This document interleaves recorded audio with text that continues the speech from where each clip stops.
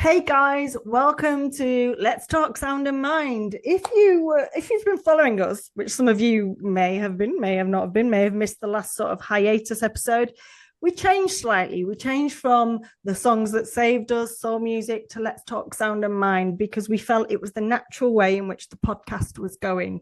So many people we've talked to had ideas for guesting on the podcast, this kind of thematics that they want to sort of open up about and communicate about weren't just about one specific song. And I get that for me, because sometimes actually it's about an artist, it's about a genre. Sometimes it can be bird song that helps me get through a particularly challenging day or soothes me at the end of one.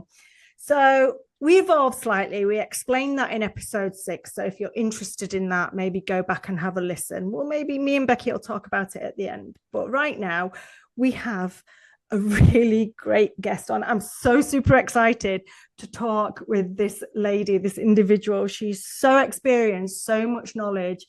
Dr. Lauren Speeth, if I may say, and I explained before we hit record, I'm reading from my iPad script because your background is so extensive. You are an acclaimed documentarian, the founder and trustee of Elfenworks Productions. You are an activist, an educator. You have a particular involvement with Stanford University, and you help set up their Center on Poverty and Inequality. You're a classically trained musician, classically trained in the violin, I do believe. I think you come from a background of artists and musicians. And I did read and I'm trying to summarize here. We will obviously talk a little bit about your works and your experiences a little bit more.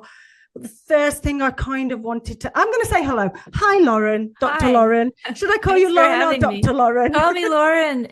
That's enough about me. No. This is all about you, because you've got such a passion for what you do, in terms of obviously this very honorable kind of work with people who are struggling, people who are disenfranchised, people who are in situations where they're suffering from equality and maybe poverty, and how you use all your tools, all your skills, all your knowledge, maybe as an artist, maybe as a musician, to spread this kind of word of support and hope, which is, I feel hope is it feels like a concept that's very far away from us at the moment in the current climate that we're in. I did read a little bit about your background. In terms of, the first thing I wanted to touch upon was, how did you get to where you are now? I read a little bit about how as a young person you went out to India, to New Delhi, with your parents, right, who had they opened a school, was it, for people who were, there's a certain Dalits, am I pronouncing that correctly? Yes. They were called untouchables, and they're below the caste system. It was tough for them. So still is. Obviously, I imagine that had a huge influence on shaping the person you became today and the things that you've become involved with. I think it definitely did. How could it not? And my parents were psychologists, so I've always had an interest in people. And I think, you think back to Mother Teresa, she said that she saw a lot of poverty in India, but there's a lot of spiritual poverty here. I think when you touched on hope, you really touched on something real. Without hope, when we're hopeless, we don't act as if there's hope and then it's over. But if we have hope, there's still a way we can act towards hope, and we can have a hopeful tomorrow, which is why the Elfenworks Foundation's motto is in harmony with hope. And we're trying to foster hope in so many different ways by explaining how you shouldn't underestimate yourself. Don't underestimate your ripple. When I talk to students, I talk about how there is an epidemic of suicide, and a voice, a word could save a life. Your ripple can be huge. You're making a ripple anyway. Why not make it positive? I mean, given the theme of this podcast, what was the moment, or when did you realize, what gave you the impetus to think music can be a real tool for healing and change? We know music is something that is universal, that it brings people together, that it unites and communities form out of it. But what was the moment when you realized that music was this tool that could be used for healing and change? Oh gosh, it is, and it's been in my life so long, it's hard to point to a moment. But music sort of, when I was in high school, and we were talking about this before we started recording. Yes. I hated high school. Some people loved it, and okay, but I'm with you on the hate. Yeah, me too. Me too. And if it hadn't been for Paul McCartney's "With a Little Luck," it pulled me through, and it's still a song that I will turn to. And in my latest book, which is also all about uplifting and helping people get through and find their way to have an amazing life, I talk about having a playlist, an uplift playlist. And I have one that I listen to that gets me through. And I also have a fierce playlist because there's some days where an uplift playlist just doesn't do it. Oh, yeah. And you need something like "I Will Survive" or "I'm Too Legit to Quit." I know those are old, but there's modern ones that'll fit on somebody's fierce playlist. Well, it's subjective, isn't it? I mean, I'm going to rep Gloria Gaynor. I love "I Will Survive." And may I say, give a shout out for "I Am What I Am," because that's a particular anthem about expressing yourself and advocating for yourself and your place in this world. Absolutely. So I love that. Obviously, a playlist is subjective. Every individual is going to have different things of the music that made impact on us and supports us with certain moods and emotions. Right. I'm curious. So on your uplift playlist, you talked about Paul McCartney with "A Little Luck." What else is on there? If I may be so bold. There's so many. There's a song by Gonzaguinho called "Lindo Lago de Amor." Wow. It's a sweet little song about the lovely lake of love. It's just so happy. Yeah. So it's international, right? Because I love international music. I studied Indian dance when I was in India when I was a kid. Right. And so there's a little taste of everything. I have friends who are musicians from all over the world. And so when I was working with translators for the new book, and one of them was a Spanish translator and one of them was a Portuguese translator, and they helped me find versions for that uplift playlist for the book. And I said, wow, some of these are so great. They're going on my playlist. That's great. Yeah. What Spanish song went on your playlist? Well, you know what? I'm going to have to look at it. Should I open up Media You Monthly? can look at it. Yeah. It would take me a while. This is a I can natural get back to organic you on space. those. So whatever happens. We'll maybe put it in the show notes or on our social media. Oh, sure. I can absolutely share the whole playlist. In fact, I will make a playlist up and that would be have fantastic. it. Yeah. It's interesting. Right. For my novel, I actually have the playlists in the novel page, the web page. I have the whole playlist for you. So people can go listen to it because there's a huge amount of music from the 60s and 70s. That novel was set there. And the whole point of that novel is to uplift people because it's like, how can a kid get through weird times? And you're supposed to write about what you know to some extent. I mean, you can write about science fiction, but I felt like writing historical fiction. And this is a wonderful segue. Why don't you go ahead and tell us about this book? It's a perfect opportunity. Sorry. I don't apologize. No apologies. I had to talk to you about. No. There was an epidemic of teen suicide here, and the kids were jumping in front of trains.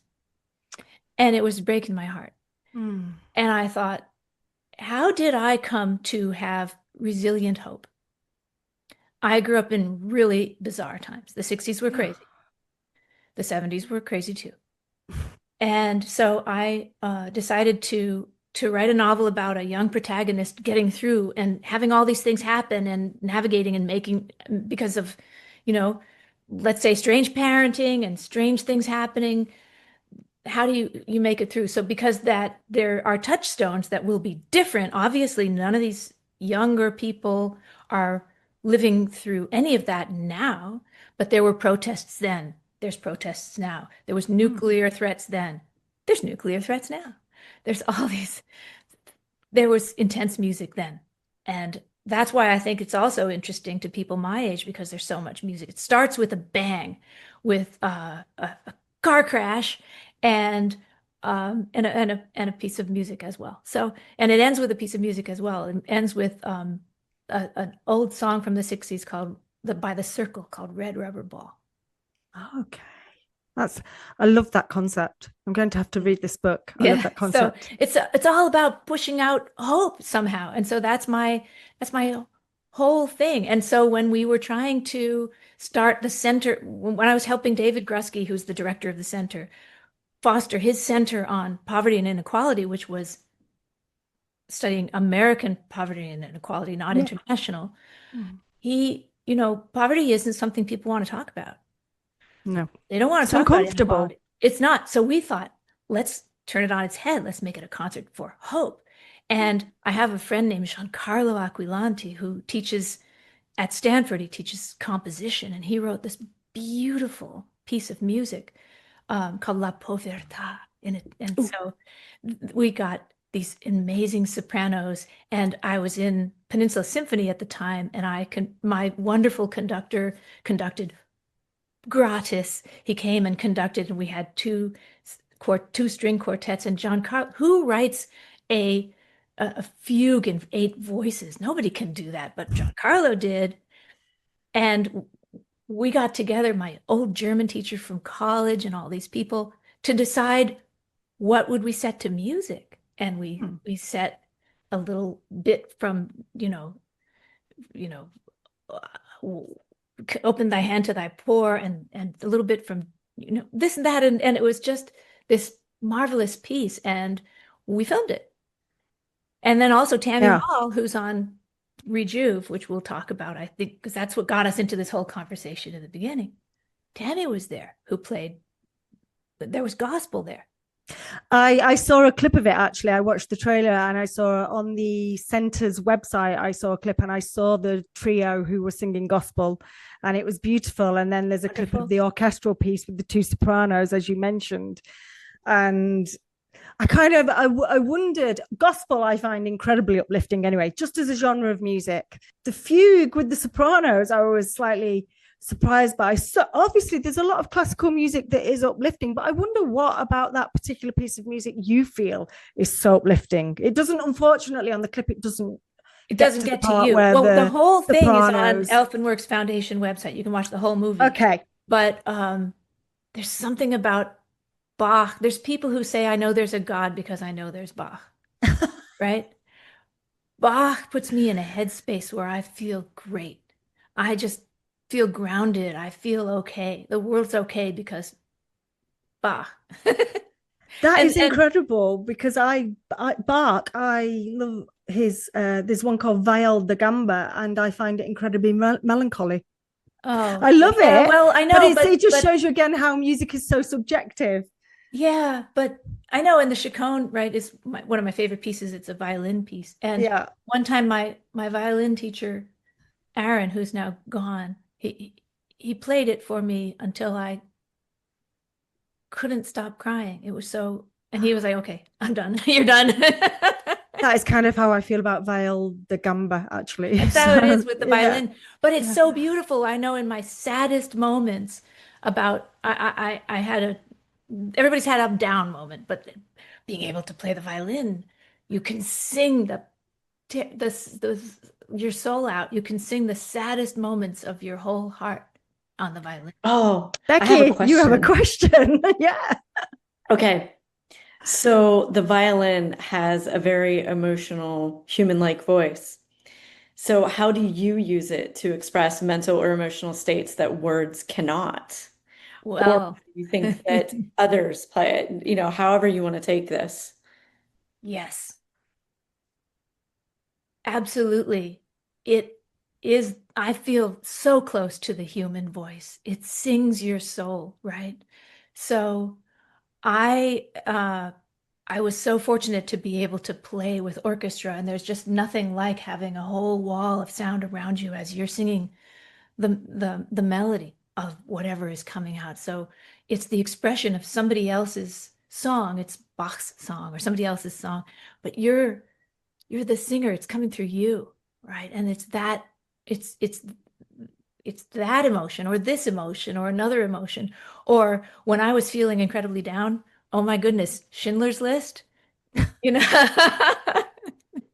And there's something about like cures like.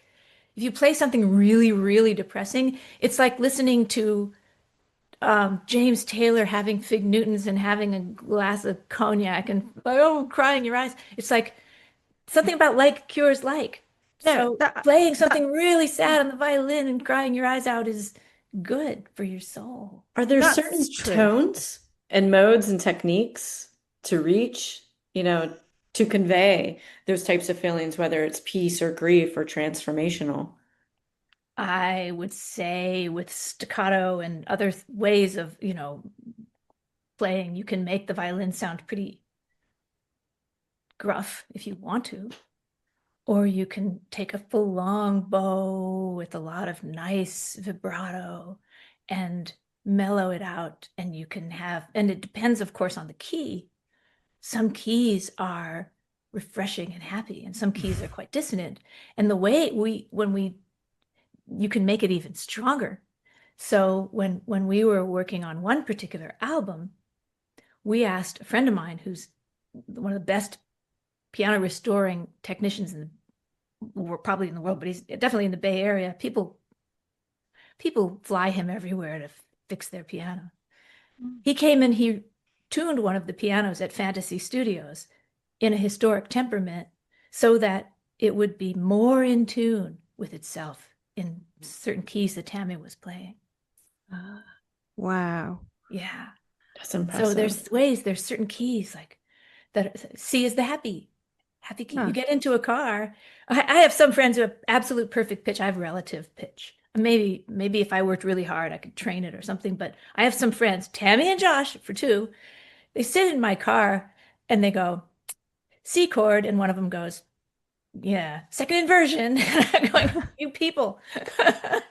I mean, I have the opinion, and I think I said this, we talked about this in a very early episode of our podcast, Becky, about major and minor keys. Major keys for me are the happy keys. Yeah. And then the minor keys are the sad keys. And I've always felt like that. So, you're so right. You are so right. You're absolutely right.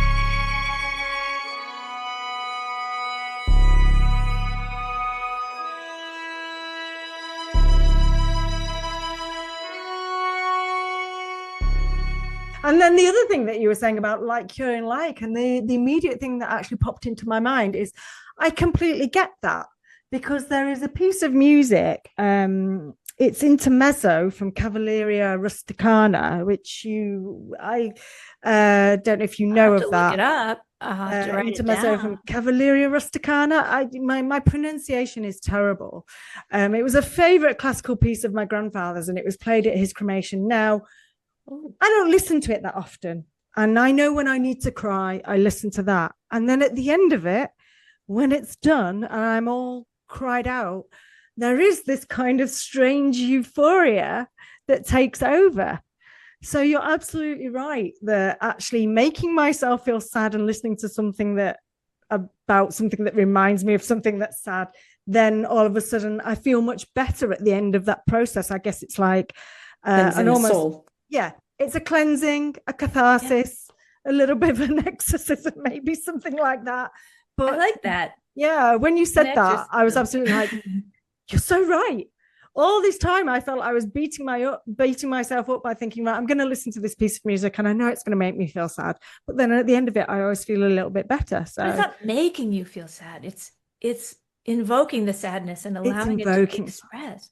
Yeah, which is probably what it needs to be done. So that's a really interesting point. People bury all these feelings, and that's what's making we do, because we're supposed to, like, how are you? I'm fine. How are you? Oh, we're supposed to be very stoic, yes, as human beings. And I think especially in Britain, right? Aren't you guys more stoic than we are? Oh, we're supposed to be very I'm sure that some people look at Britain and think the cliche of stiff upper lip, British stiff upper lip is just that, a cliche, and it's maybe being over exaggerated, but I can assure you it's not. I myself, I'm not like that. I've had a different upbringing, and I've got heritage from Europe and stuff like that. So I am an emotional roller coaster who pours out all my feelings and cries to classical pieces of music in front of people. But I do know people who are very British who are just like, nope, can't cry, just got to get on with things. And they do bottle it all up. And you can see further down that line that, the glass is going to get full, and all of a sudden it's going to explode with all the emotions, Yeah. And it also can make you feel dizzy, and it can make you feel disconnected from your body, and it can make you feel unwell. Yes. And there's so much going on right now that's unsettling that you need to be able to feel grounded and connected and okay. Yes. Music can help with that. I absolutely agree. Music is it is the thing. I mean, it's part of the reason why I started this project and this podcast. I think you're doing a great service. It is my go-to thing. Yeah. Oh, thank you. But not as great as you, Lauren, I have to say. We all have our part. That's what I tell my students. I have this little, I teach with images and pieces of things. I'm very visual. So I have this big blue fake diamond. It's just a thing I bought somewhere. And I say, look, we're looking at it through different facets, and we're all healing this thing together. Each of us has our part, and we do our little part. And I have a little part. It's not much. I'm just a storyteller. Right? It's a big part, media to tell stories. I tell stories in film and music and written word. It's very, very, very, very valuable. And you obviously have the information about you available on the internet in terms of your bios with universities, and it often works is that you are quite prominent in your field. So I think you do yourself a disservice when you say I can tell you're very self-deprecating, and it's good to be grounded, but also I think you are very valuable, obviously, in your field. So thank you. We all are, If you could, just touching on that kind of like how you teach your students and the kind of aids that you use, but if there was one person who you knew, someone's going through a difficult time right now, and you could offer them one song, and I realize this is like something you'd be tempted to be like, I need to think about that. But if you could don't think about it, if you could offer them one song right off the cuff that you thought or believed would help them, make them feel better, what would it be? Or a piece of music, doesn't have to be a song. I'd have to look at them. Sense. I'd have to look at them and have to know a little about them. Interesting. Because there's an entire documentary about how music from the 40s and 50s will wake somebody up who's got dementia, and they'll start dancing to it. But yes. If I tried to give that to somebody who was 20, they'd roll their eyes at me and wander away. Yeah, that's not going to resonate for them at all. It won't. It's exactly resonation, right? Yes. Resonate in your body. Yeah. So it would do a disservice for me to say this song, because as you say, you didn't resonate with Giancarlo's music, but you did resonate with Tammy's music. And there's certain kinds of music that I don't resonate with. And there's other kinds of music that just uplifts me greatly. Right? What's your favorite genre for uplifting you then? If you can pick a genre. That depends on how I'm doing. If I'm feeling subjective to your experience at the time. If I'm feeling ungrounded, right? If I get migraines, if I've had a terrible migraine and I'm not feeling well, there's one piece of music that Tammy did on Rejuve 1 that helps me, called Current. That's one of them that just pulls me back. And then Bach does too. And James Taylor and the Beatles and all these things that I grew up with that just bring me back. And so all of those help. Old Brazilian music helps. Nice. It depends on how I'm doing. If I'm really, really down, oh my goodness. Some old Bach violin concerto, something Aaron Rosand recorded. Oh my goodness. Definitely. I think it's valid to say that. Concerto by Aaron Rosand. Yeah, I think it's valid to say that. I'm the same. Some days music that worked for me, another day probably won't work for me. And it's because each mood, whether it's happy, whether it's sad, it has its own little nuances. Every mood is different from the last mood with different nuances in it. So I may go for a different type of song, a different particular song, even though I have my core songs that I know make me happy and lift me up. Becky, do you have any more questions? I do, actually. And it kind of goes along with what you guys are talking about. So you picked a perfect time. So you collaborated with a lot of different artists. So how do you think that it reflects as like collective healing process among all the artists involved? Do you think that, the healing process is the same for them when they're talking about you or, with the music that you guys have created together? They're so busy making music with all these greats, I don't think they talk about me. So quite honestly. And music is just flowing through them, so it drips out of their fingers. I don't know that it just is. They just are. So Do you think it's a healing process for them as well? it's a living and breathing process. I don't know that they could breathe without music, some of my friends. I don't know that they couldn't heal, but they couldn't live or breathe without music, some of these people. One of my friends, sadly, some of my friends are growing older, and one of them lost his hearing has profound hearing loss. Was a touring musician for 30 years, toured all over, and was in Nashville for a few years, recording artist in Nashville and all these things, and now has such profound hearing loss that it affects the ability to discern pitch. Right. Therefore, everything sounds dissonant. He can turn on a radio in his head, and he can still play along with me and teach me even electric bass, because I'm still playing electric bass now for fun with a church that You're so cool, Lauren. Can I just say that? But not like this bassist.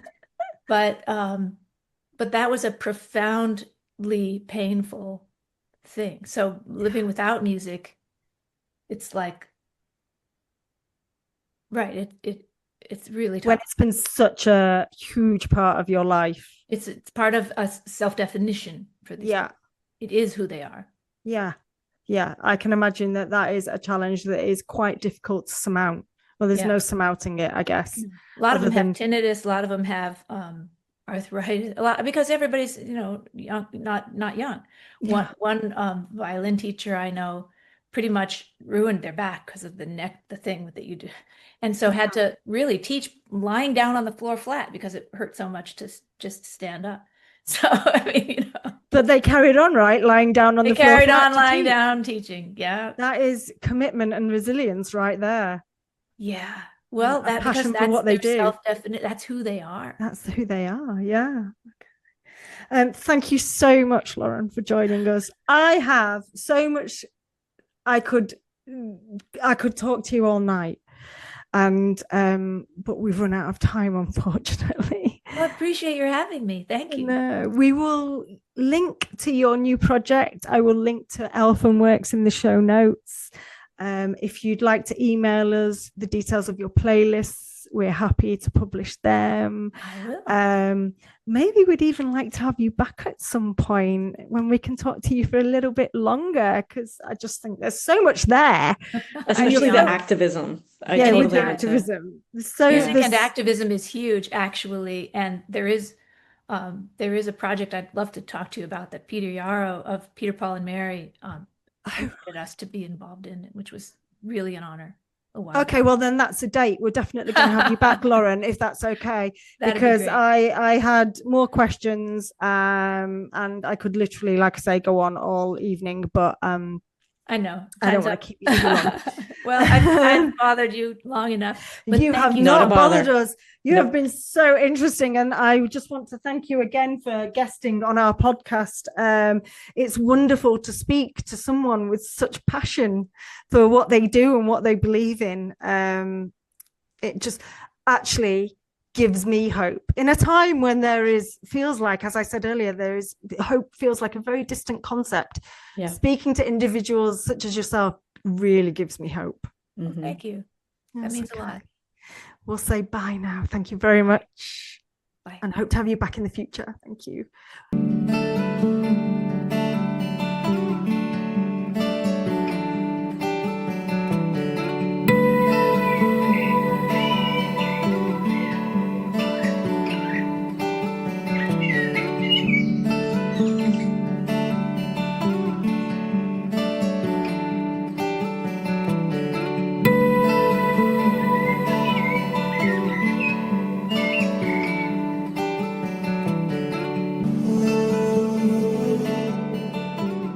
It was amazing. The whole thing was just amazing. Yeah. She is great. Yeah.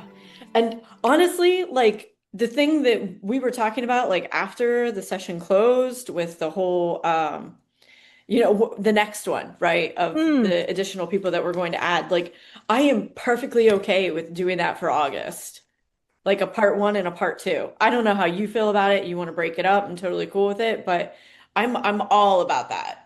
It is like the climate. As you know,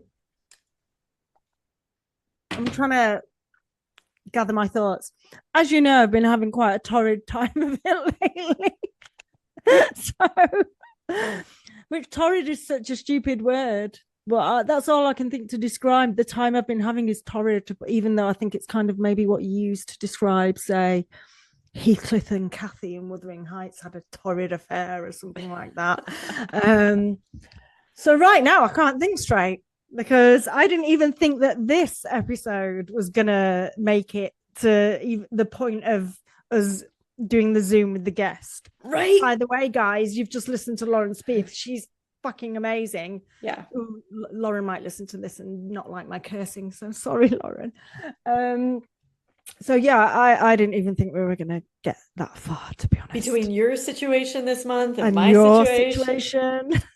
Yeah, it's been ugly. It's been really ugly. So I was like, I'm super surprised we got here. I'm so happy at how well it went. It's so interesting. I can't wait. Obviously, when people are listening to this now, they'll have listened to it, but I can't wait to actually edit it as I'm sat here talking about it. Mm-hmm. But I can't think about August. I can't think about August. I can't think about anything beyond ending this. Are we openly sharing about the situations that we've been in? Because, they don't know that you're like... Sorry, I'm eating pretzels as well because I only had some orange melon today. I won't tell you what I've eaten today. I mean, we all know because I put it on Instagram that I tripped on a giant cat toy and ended up in accident and emergency. But then you with a broken fell again. Wrist. I fell again. In the middle of the street. And I keep asking Google what's up with me, and Google basically keeps telling me I'm dying. Like something's going on with your equilibrium for sure. Go to the emergency room right now. I think it's hello, cat. Yeah, I don't know. I do have weak ankles. I think I've mentioned that in a previous podcast. I have weak ankles. I'm a typical Aquarius. But I fell again. So I smashed my phone up. I busted my phone up. And this is just as I'm starting to feel recovered from, I don't wear a splint anymore, but my upper arm was hurting. So I'm just recovering from that and thinking, yeah, okay, good, cool. Yeah, all right, back to normal. And then I take another freaking tumble, smash my phone up. Obviously, my entire life is on the phone. And I've never really thought about it. I couldn't even get home because I didn't have any physical cards with me. Oh. And I couldn't get on my phone to pay for transport, tapping in and out. I sorted it. It was fine. Someone came to my rescue. But I took skin off my hand, my elbow, my left ankle is swollen. Pretty sure there may be a slight hairline fracture in my left foot because I'm walking around like a 90-year-old. I've been, not only have I had to, I've got a spare phone. The cat is going absolutely mental. Talk about intense energies at the moment. I've got a spare phone. I had to reset up all my banking. I couldn't do anything. I couldn't pay for anything. And I had to go, I forgot all my passwords because I'm fucking neurodiverse. So I had to go on the phone to all the banks and do verifications. And by the way, Izzy, said my bank, do you have a new number? Yeah, I've had a new number for about 2 years, but I hadn't changed it obviously with my bank or on the app. So no, all of that palaver. So when I say I've been having a torrid time, I've been having a torrid time basically. I can't get in to see my GP because England is wonderful. So we might as well have Donald Trump in charge of our public health services at the moment, because every time I ring, it's, yeah, we don't have any appointments left. Okay. Ring back at 8 a.m. tomorrow. Rang back at 8 a.m. tomorrow. We don't have any appointments left. Well, I've literally just rang at 8 a.m. on the dot. But yeah, you were 40th in the queue. And then this morning's one was, we're only doing emergencies because we only have one doctor in Aren't you work. an emergency? Like, isn't a hairline fracture like emergency? Like, what? Well, no. I could go to A&E with that, but do not knock my iPad over, cat. I could go to A&E with that. Not that I really want to, because I might as well just move in there. Might as well just take a sleeping bag in a tent, just pitch up, save a lot of money in rent and bills, I guess. But it's more about the fact that I asked Google, I keep falling over. What is wrong with me? And Google said, oh, maybe you have early onset dementia. Which I've been like, so you know what I've spent the last 72 hours doing? Loads of Sudoku puzzles so I can prove that I've not got early onset dementia to myself.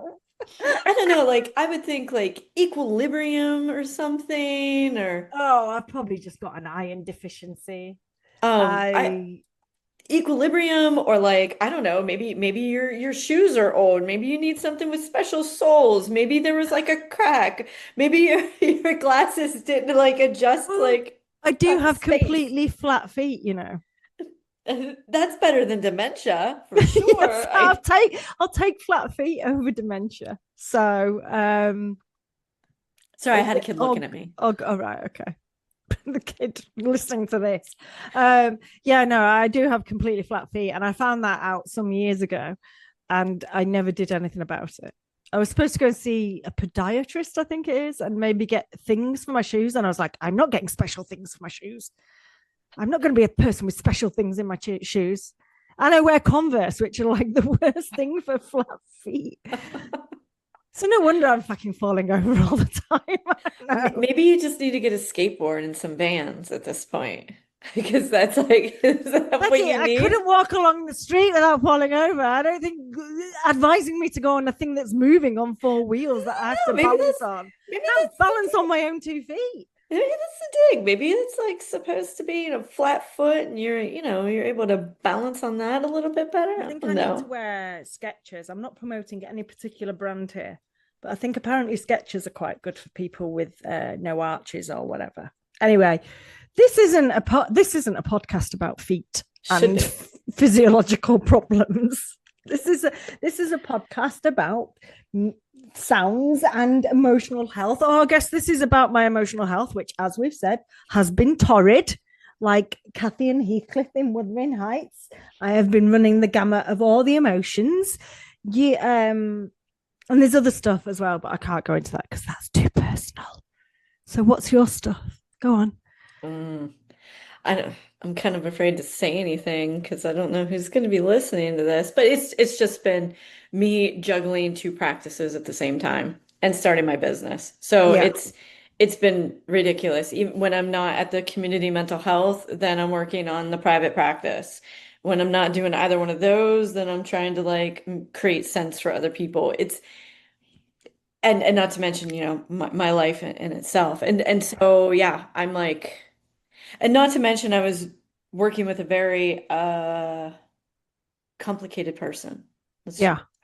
And yeah, let's just broad overview, complicated, challenging person. Yeah. Do you think there's a scent that can help people with flat feet?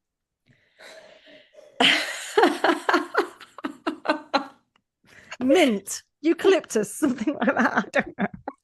I mean, in an Ayurvedic standpoint, I would definitely say that you could definitely do some abhyanga with like nighttime abhyanga with like oiling the foot and massaging the oiling the foot. Well, that kind of stuff can happen, but not in the context you're talking about. I'm thinking of a very different context right now. Get some Marvin Gaye on. That's the kind of context I'm talking about. Oh, well.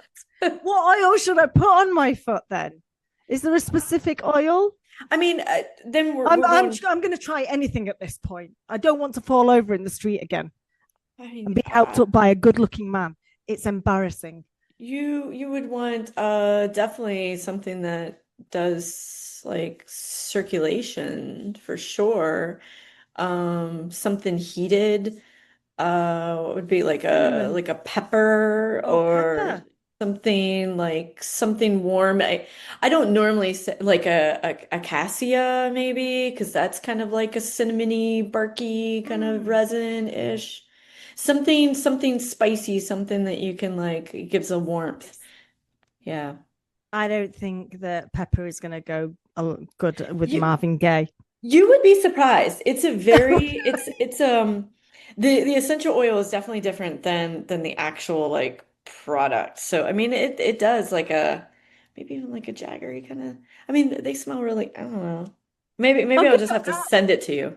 I'm gonna go to my local pharmaceutical provider tomorrow and say, "Excuse me, have you got some No. pepper oil?" Don't do that because like the whole like mortar box stores, I mean they probably use some synthetic bullshit that's Synthetic pepper yeah. crap Yeah. that I don't want to be oiling my feet with at night. No. Okay, I'll stay No. away from that. Yeah, maybe I'll make you something and I'll just send it to you. I wonder if there's any tariffs on it. Something that I make Yeah, for free just suddenly don't costs send you like me. a Donald million. Trump does not want you sending me pepper oil.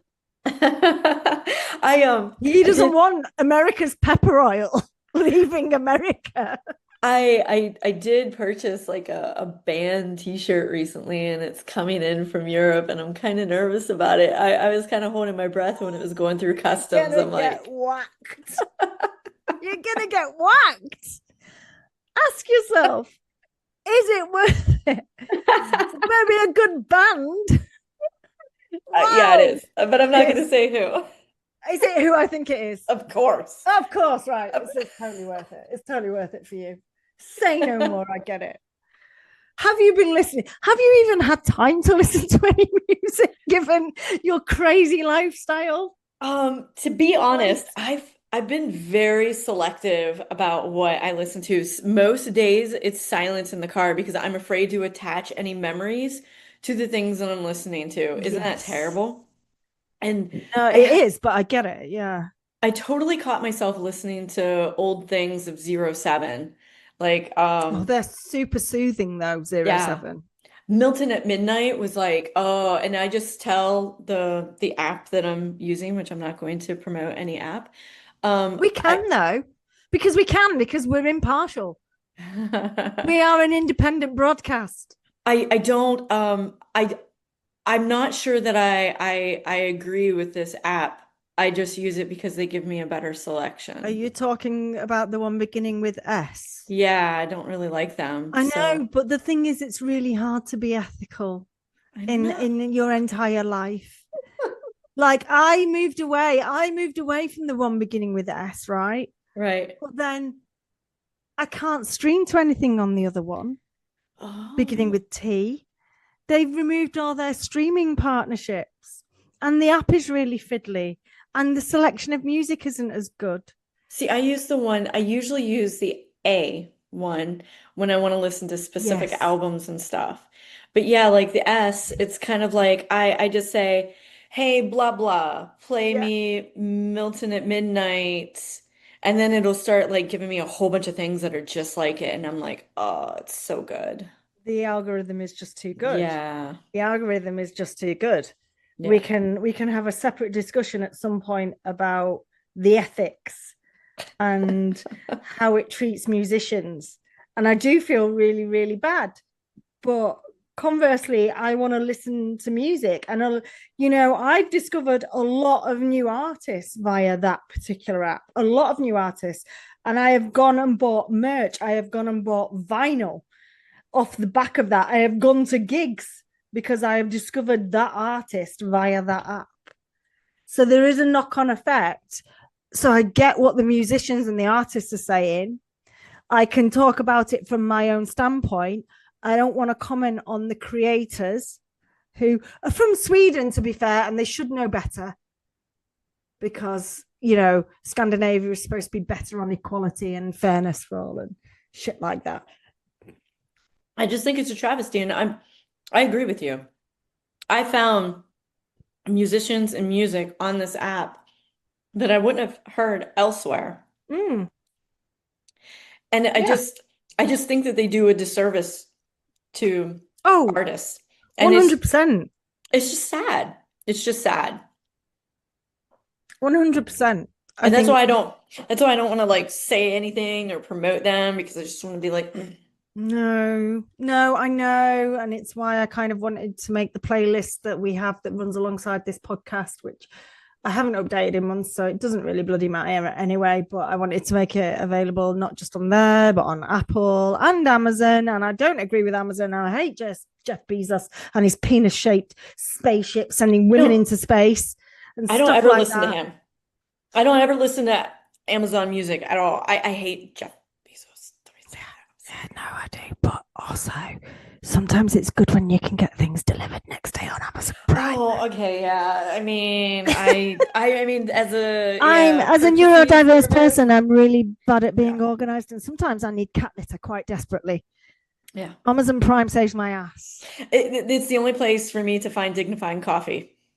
So There you go. See, I'm it's really hard to live completely ethically in line with all I was having, interestingly enough, I was having this conversation with someone at work the other day about living ethically and how difficult it is. And I basically said, if I wanted to live completely ethically in terms of the things that I truly believe at my core, I would have to move to a wood in the middle of like the Arctic Circle in Finland and live off berries. And I would die quickly because I don't know what berries are poisonous or not. So I wouldn't be able to access the internet. I wouldn't be able to stream music. I'd either die of the poison berry or depression and loneliness quite quickly. But at least I would have lived ethically for my short life there. So it's really, really difficult. okay. Having grown up in like Western civilized country, civilized. I'm doing quotation marks for civilized. I have a really great like Amazon story that you think that you can like live ethically and you think that you can live without Amazon until it's like 2 a.m. and you're laying in bed and your kids a couple months prior had talked you into buying not one hamster but two hamsters. And you think that you get this ethically made hamster wheel until you hear the MFR wheel, not the hamsters, but the wheel all night. No, All night. you can call the hamsters motherfuckers. I would rather call the wheel a motherfucker. But yeah, I'm like laying there out here, and I'm like, Yeah. what? I've And then, had of course, so many hamsters in the course of being a parent. I like and then I'm like, wheel getting stuck in tubes. They're always getting stuck. They were always getting stuck in pipes. You'd have to go and prod them out with a chopstick or something like that because they burrowed into the pipe with all their bedding, thinking it was a cozy place, and then they're stuck because they're too fat because they eat all the time. I was so happy when they passed away. That's an awful thing to say. I gave them a good burial. It's fine. Mine have not reached that moment yet. Like, well, they can't because they're like running like 30 miles a night or something. But I'm like 2 a.m. I'm on Amazon silence wheel. Like, Can you not put them in a part of the house where you can't hear the wheel? they have a really heavy aquarium, and I'm not sure that we could put them anywhere where you wouldn't be able to hear them Where you because, wouldn't be able to hear them. like, I don't even know how the boys sleep because they're in Petey and Lou's room, and all you hear, and you could hear it up in the attic, you can hear it down in the basement, you can hear it in the office, you can literally hear it everywhere, and I'm like, I'm gonna go mad. And then Excuse it me, just hamster. stops. Do you not know it's 2 a.m.? And I think I'm like, okay, it kind of sounds like rain outside, so I'm just gonna go with it. And so I'm like listening to it, but then it stops, and I'm like, oh, silence, and then it starts, and I'm like, No, a I'm gonna hamster harm wheel does something. not sound like rain outside. This Get one a does. grip. It sounds really good, and it's like if they could just keep it up, but then they get out and then they run around, look for food or something, and they get back on it. Yeah. That's why they're always on it, because they're always bloody eating. So they have to work off all the calories. They're idiots. Hamsters are idiots. Next I did love the pet hamsters that we had, and I was very attached to them, but they were a nuisance. I'm coming across as an animal hating person, and I'm not. I mean, I was talking about getting a guinea pig the other week. So I because I can't get a dog. I want a dog, but I can't get a dog. So I might get a guinea pig. Have you ever had one? A guinea pig or a dog? A guinea pig. When I was a child. Do you remember them whistling? I took no interest in it. Do you remember them whistling? My grandfather had to deal with it. No, but when I was a child, I could sleep for England. I could sleep through volcanic eruptions. I would sleep for 14, 15 hours at a time. So I probably didn't hear the guinea pig whistling. Whereas now, if anything so much as, even if the cat is breathing heavily beside me in the night, it wakes me from my slumbers. So it probably wouldn't be a good idea to have a whistling animal in the house. Yeah. I would lose my mind. Yeah, they whistle. And I'm already losing my mind. I don't need any further factors in that regard. I feel the same, actually. So I can't. I mean, I haven't listened to a lot of music, really. Apart from stuff, I'm listening to the odd Dopamine track. Big up Dopamine if you're listening. Not that you are. Listen to the odd Dopamine track. Which one? Why are you asking me that? You know I want to know. Why? I love Dopamine. I know you love. Let me look at what's on the app we cannot name, like Voldemort. The app we cannot name. Where's that playlist gone that tells you what you're always listening to? I have no idea. I don't use it. Well, I'm listening to you don't use it? No. I'm listening to a Dopamine track. I don't know which one. It comes up regularly. I either listen to, I tell it. This app used to have an on repeat playlist. I have my liked that I shuffle all the time. Wait. I found the playlist. Has it refreshed? No, Dopamine have gone off my on repeat playlist. Do you want to know what's on my on repeat playlist? Sure, why not? How do you see that anyways? Go into the app that we cannot name. Yeah. And search on repeat. And it'll say playlist made for you. I'm not sure how accurate it is because it's got songs on here that I've definitely played Dopamine more than certain songs on here. I haven't listened to this one by for ages. So I don't know what that's doing on there. Anyway, yeah, there's a Sharon Van Etten, who I love, track on there, but I haven't listened to it in ages. Anyway, mostly, which is what I was going to talk about. Anyway, I've been listening to this American singer-songwriter, Ethel Cain. Have you heard of her? The artist name. Her real name is something unpronounceable, like Hamidjani something. I don't know. Ethel Cain. She's an American singer-songwriter. She's like dream indie pop shoegaze. It's right up your street. I defy you not to listen to Ethel Cain and be like, I like this. She's like the quintessential shoegazy dream indie pop, all indie manic pixie girl kind of vibe. She's got a new single out, which is called, it's called Fuck Me Eyes, which sounds rude. And there are parts of the song which are quite suggestive. I will say that, but it is, and it's a 2-song single, and the other one is Nettles and FME, as I'm going to refer to it, because I don't want to get like shadow banned by podcast apps or whatever. Is not like I don't swear all the time anyway, so I don't know what I'm talking about, but it's so.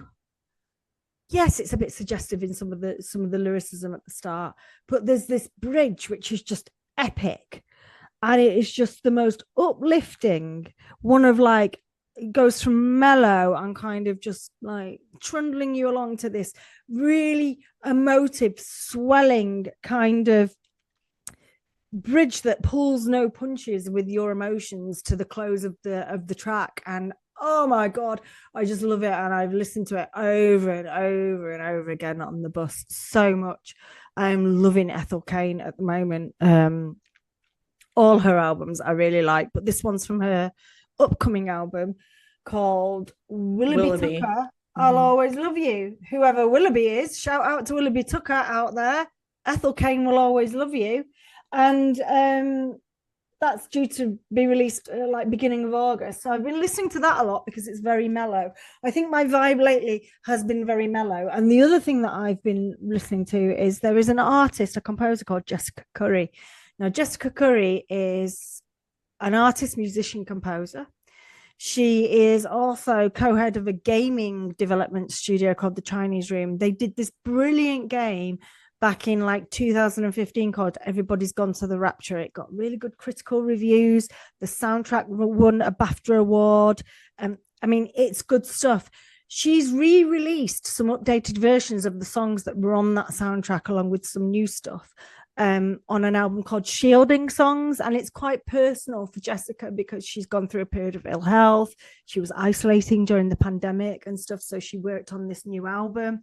It features the London Voices Choir, so you get a little bit. It's very orchestral, very choral. I suppose it matches quite a lot with what we were talking about with Lauren Speeth, but it's so haunting and ethereal, and the lyrics are like lyrically like sweeping. It feels like the music is enveloping you like in a big hug and a big cuddle. And actually some of it is a bit melancholic, but it still feels lovely to listen to. And those are the things. And I'm actually really wanting to interview Jessica Curry about her story, because she's had some extremely difficult, challenging times, as well as being an extraordinary, interesting, creative individual. But like revisiting, because obviously I listened to the soundtrack when I played the game back in like 2015, 2016. Revisiting that has been a real sort of experience for me, realizing just how comforting that music is. That's the word, comforting. It's really comforting. And predominantly because of my torrid time that I've been having, I've been indulging in comforting music. I think that's the vibe right now. Yeah, because the world itself, let alone my torrid time, but the world is torrid. Yeah. We need to, when we're off air, make a list and actually make a plan, because I think things went a bit skew. If we evolved the podcast, I changed the name, the title, the artwork, which I think is fine. I think it's it was works. The right decision. Yeah. But it's felt a little bit like we need to get back into the groove of who we are, what we were doing, our kind of vibe for the first few episodes, whilst trying to like obviously attract interesting, engaging people who have useful things to say. And useful can mean anything, you know. It doesn't have to be that deep, because it's a kind of a little bit like what Lauren said in her segment about you never know what you're going to say or what someone's going to say that's going to spark a change in someone, for someone. Yeah. So I think the onus is on us, I guess, to just keep pushing forward with our vision and see what comes of it. There's the cat again. He agrees.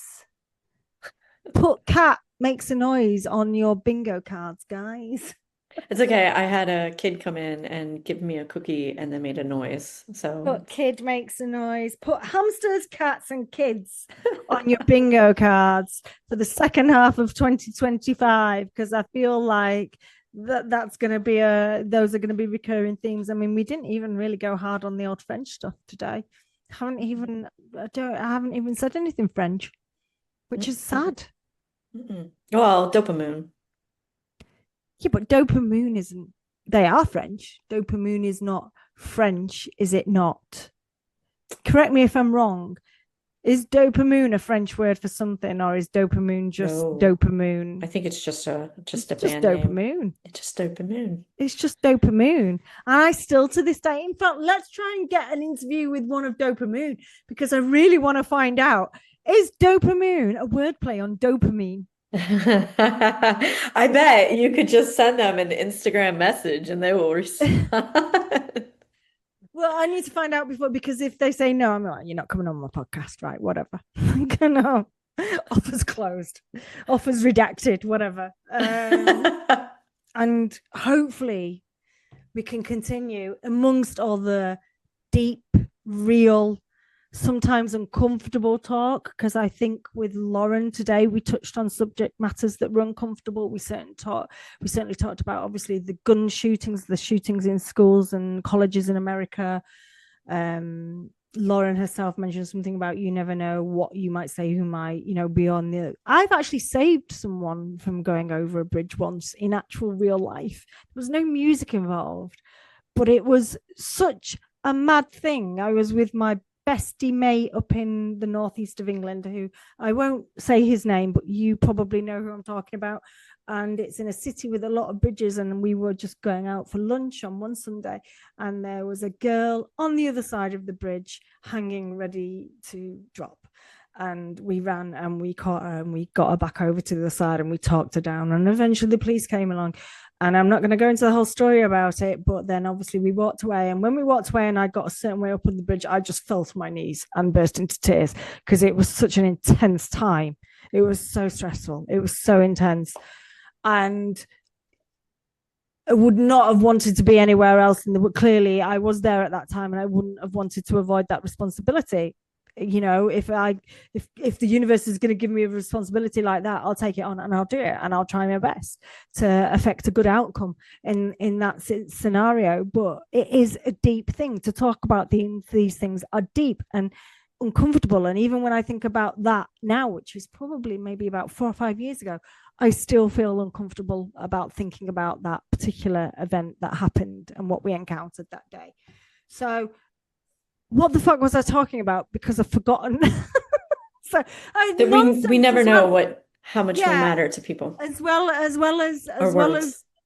these sort of real, serious, sometimes uncomfortable subjects that we're talking about in terms of music, mental health, emotions, challenging times. We also, we're going to talk about guinea pigs. We're going to talk about hamsters. We're going to talk about how much Becky is going to get charged for ordering this t-shirt from a certain country in Europe. And next podcast, if it's arrived, if you've bothered to pay the charges, I'm going to get you to hold it up, and I'm going to say, yeah, that was worth it, or no, it wasn't. I hope the band appreciate what you're doing anyway in terms of investing. Pretty sure not. In their output. T-shirts, but it's music. It's okay. I do it for me. Yeah, I know you do it for you. So thank you for being here, guys. I don't know. I felt like this episode felt slightly different. I think it's maybe because I'm still getting used to the new kind of guise of let's talk sound and mind, as opposed to it's a bit more of a broader thing. I don't know. We did talk about music that saved her. So definitely, we were kind of staying on the premise. I think it's just because I keep falling over and I don't feel in a very good mood. I don't feel like I'm being my normal humorous, witty self. Yeah, that might be. I mean, you're recovering, so. I am recovering. I'm recovering with a glass of Sauvignon Blanc and a bag of pretzels. That's what the NHS recommends. So. Anyway, for now, guys, thank you so much for joining us. If you've listened to this episode, again, we truly appreciate it. If you've got any feedback, I'm still using the old email address for now because I haven't changed the domain or the email address. So I am picking it up though. So you can send emails to the Songs That Saved Us, Save Me email address. That will all change in due course. And of course, we will put links below. Check out all Lauren's great work as well. Links will be in the show notes. And until we speak to you next time, the world is crazy at the moment. Mercury is in retrograde. So stay safe.